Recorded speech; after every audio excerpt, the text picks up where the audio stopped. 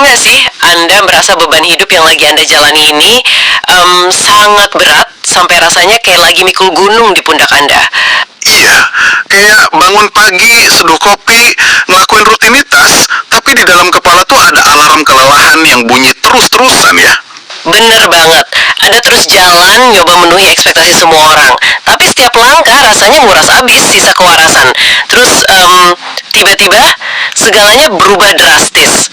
Pondasi hidup yang selama ini dianggap aman mendadak goyah, dan kita dipaksa melihat realitas dengan cara yang baru yang seringkali sangat menyakitkan.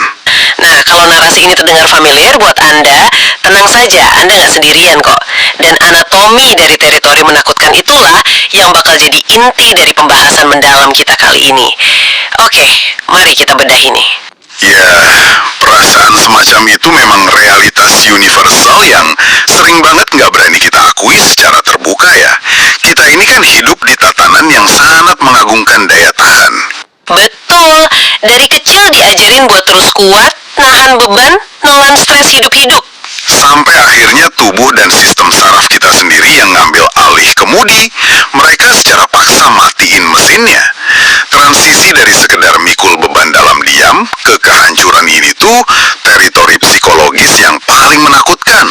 Sangat menakutkan, dan bahan kajian yang kita pegang hari ini tuh unik banget. Ini adalah sebuah teks pembacaan spiritual kuno. Spesifiknya tuh interpretasi simbol tarot untuk kelahiran Minggu Pon dalam kalender Jawa. Tapi kita nggak akan fokus ke aspek mistisnya kan di sini? Oh tentu enggak, kita bakal kesampingkan itu dan melihatnya lewat lensa yang jauh lebih analitis. Kalau kita bedah deretan simbol ini, kita sebenarnya lagi megang peta psikologis yang luar biasa presisi. Peta tentang siklus kelelahan ekstrim, masa transisi yang berantakan, sampai akhirnya pembentukan ulang jati diri. Iya, misi kita hari ini tuh menelusuri rute itu, biar Anda yang mungkin lagi merasa tersesat di persimpangan jalan, bisa melihat posisi Anda sebenarnya ada di mana sih sekarang. Membedah simbol kuno pakai kacamata psikologi modern tuh selalu ngasih pencerahan yang nggak terduga ya.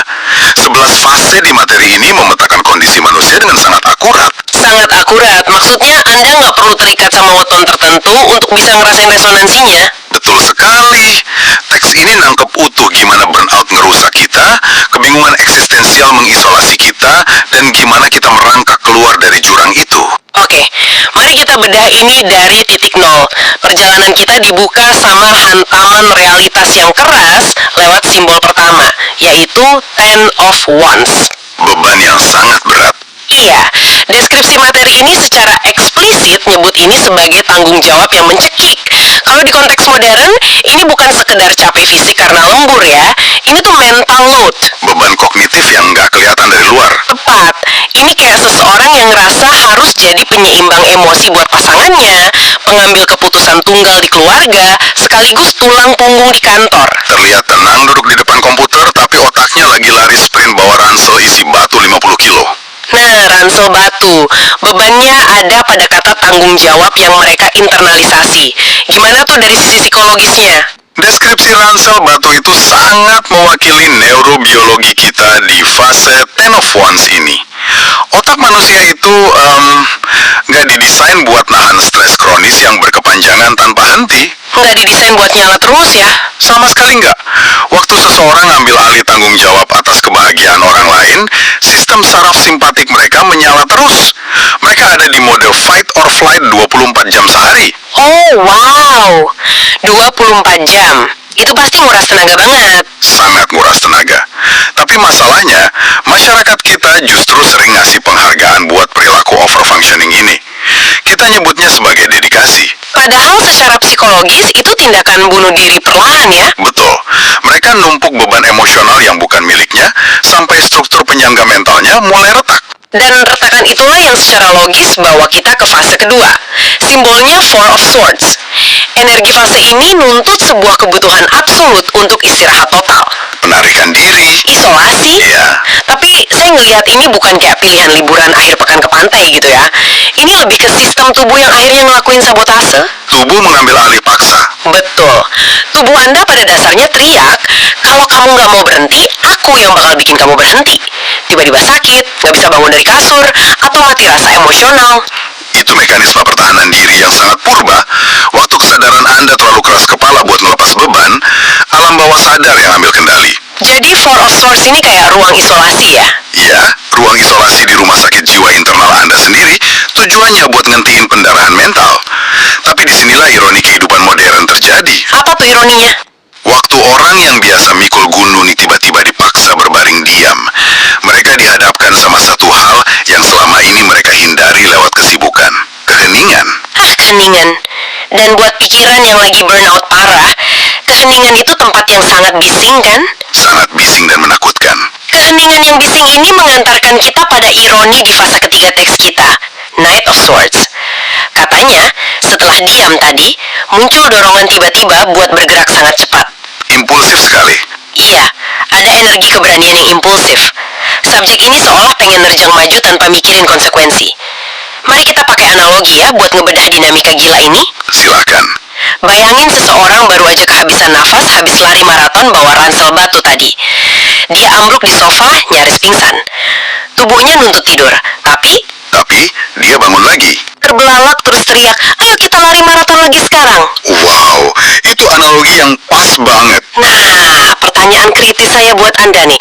Bukankah dorongan keberanian yang impulsif dan buru-buru ini justru sangat berbahaya kalau mereka belum benar-benar pulih secara mental? Sangat berbahaya. Analogi Nengga Espresso itu ngegambarin apa yang di psikologi klinis disebut sebagai manic defense atau pertahanan manik. Pertahanan manik? Maksudnya gimana tuh? Seseorang nggak bisa noleransi rasa sakit dari keheningan. Begitu lampu dimatikan dan nggak ada kesibukan, otak tiba-tiba muter ulang semua trauma yang belum selesai. Semua kecemasan eksistensial yang ditekan selama ini keluar semua ya? Betul, merasakan itu semua tuh sangat menyiksa. Jadi apa solusi instannya? Membanjiri kembali sistem saraf pakai adrenalin. Jadi gerakan cepat Knight of Swords ini bukan tanda kesembuhan ya? Sama sekali bukan. Itu cuma ilusi kontrol. Mereka ngira dengan gerak cepat, ngambil keputusan drastis, kayak tiba-tiba resign kerja atau mutusin hubungan. Mereka ngerasa lagi nyelesain masalah. Tepat. Padahal mereka cuma lagi nyiptain kekacauan baru buat mendistraksi diri dari rasa sakit yang asli. Mereka lari dari sesuatu bukan menuju sesuatu. Ibaratnya mereka sengaja bakar rumahnya sendiri cuma biar punya kesibukan madamin api ya. Dan pastinya pergerakan berbasis kepanikan ini bawa mereka nabrak tembok realitas. Masuk ke fase kekacauan. Iya, kita masuk ke segmen pertengahan perjalanan ini. Saya suka nyebutnya the messy middle, fase pertengahan yang berantakan banget. Di sini teks kita munculin dua simbol yang tabrakan. Four of Cups terbalik dan Temperance terbalik ya. Benar. Secara interpretasi, ini titik di mana mata seseorang mulai kebuka lihat peluang atau realitas baru. Tapi di saat yang sama, emosinya kacau balau, naik turun tanpa keseimbangan. Ada perasaan kuat kalau semua hal di hidup ini kayak nggak pas gitu ya. Iya, momen ketika efek espresso emosional tadi mulai habis. Anda kan nggak bisa lari selamanya. Gimana menurut Anda? Waktu mereka akhirnya berhenti, pandangan apatis mereka hilang. Itulah kebangkitan dari Four of Cups. Kesadaran itu menghantam brutal. Kesadaran seperti apa tuh? Mereka sadar, tunggu dulu, kehidupan lama saya, kerjaan saya, lingkaran sosial saya, ini semua nggak pernah bikin saya bahagia.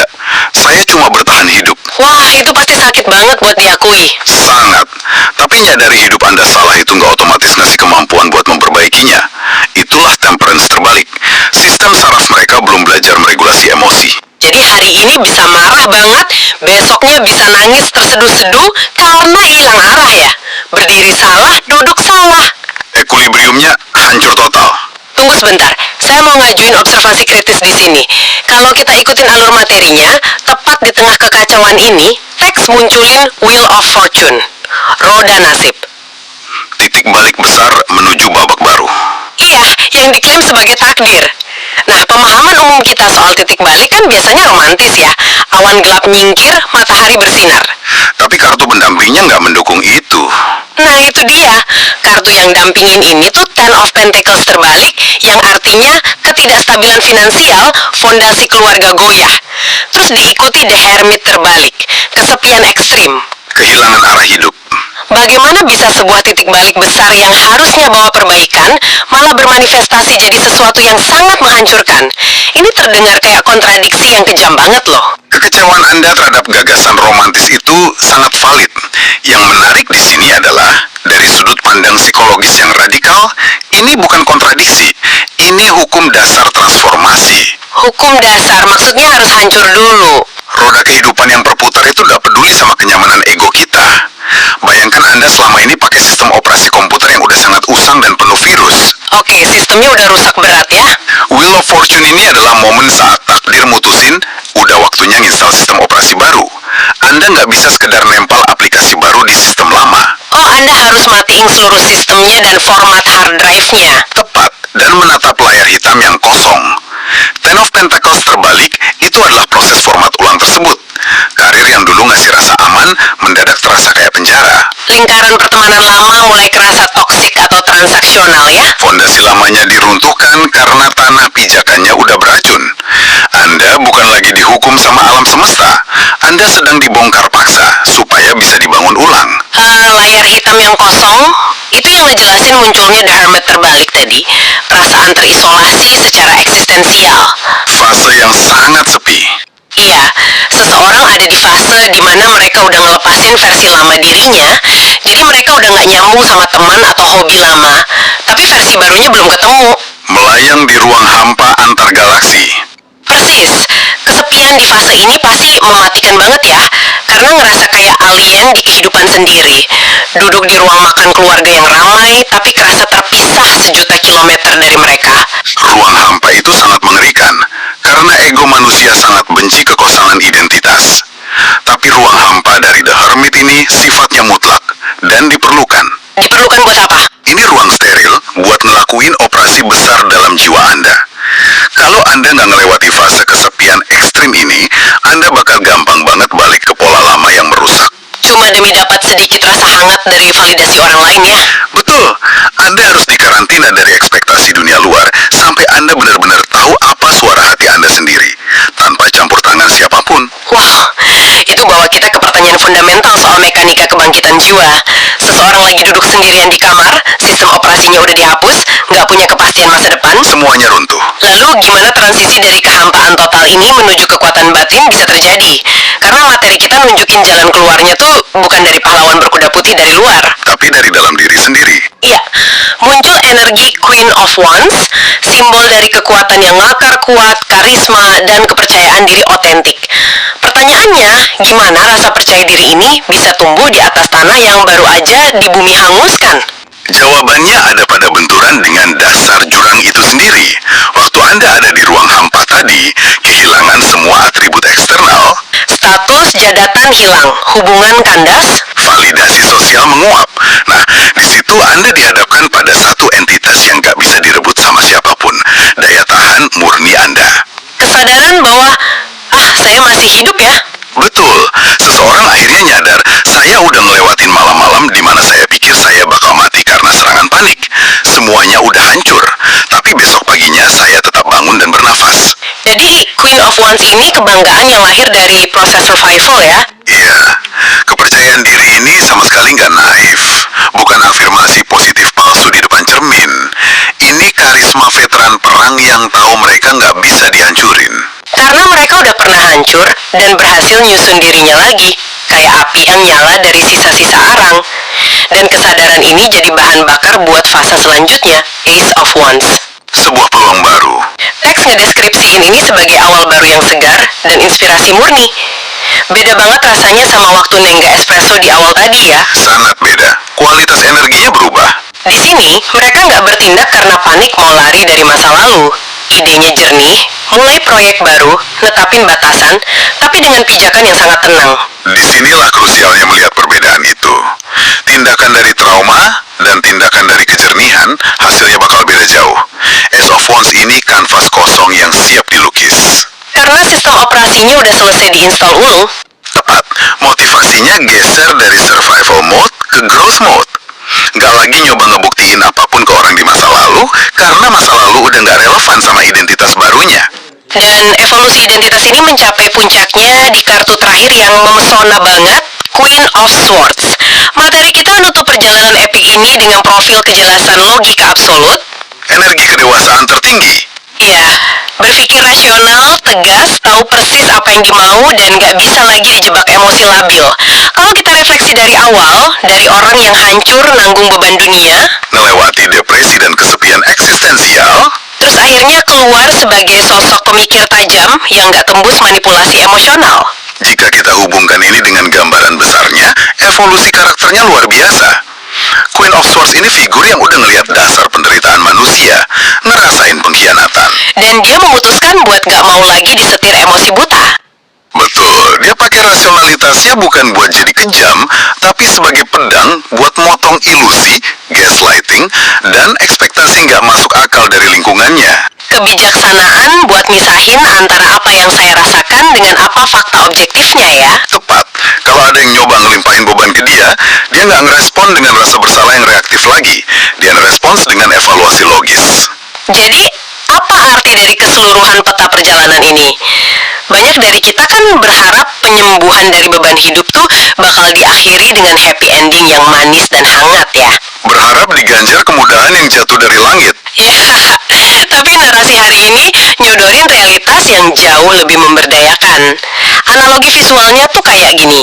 Anda dipaksa masuk ke hutan gelap, asing, banyak bahaya. Meraba-raba dengan ketakutan ya. Kesandung akar, terluka, tersesat berhari-hari.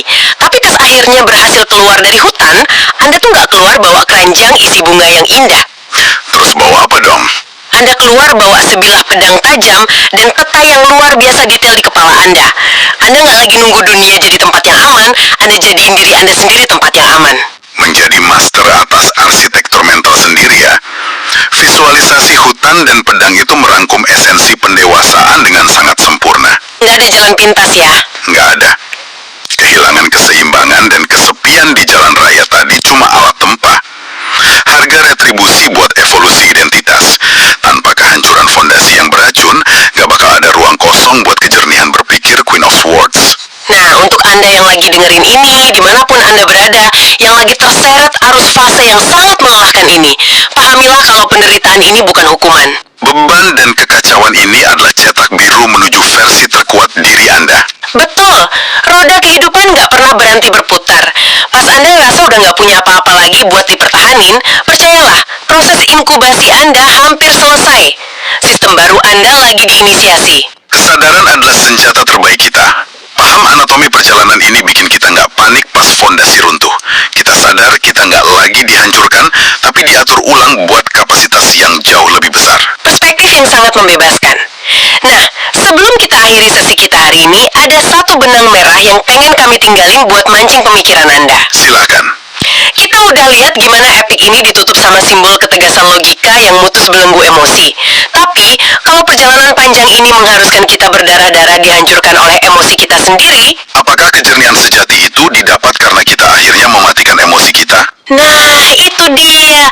Ataukah kejernihan itu justru muncul karena kita udah ngarungi lautan emosi paling gelap dan belajar menaklukkannya sampai emosi cuma jadi pelayan yang taat buat logika kita? Pertanyaan yang sangat dalam buat direnungkan. Coba renungkan hal ini pas Anda ngadepin ketidakpastian berikutnya. Teruslah berjalan nembus hutan itu, cari kedalaman makna di setiap langkah berat Anda, dan sampai jumpa di penjelajahan pemikiran kita yang berikutnya.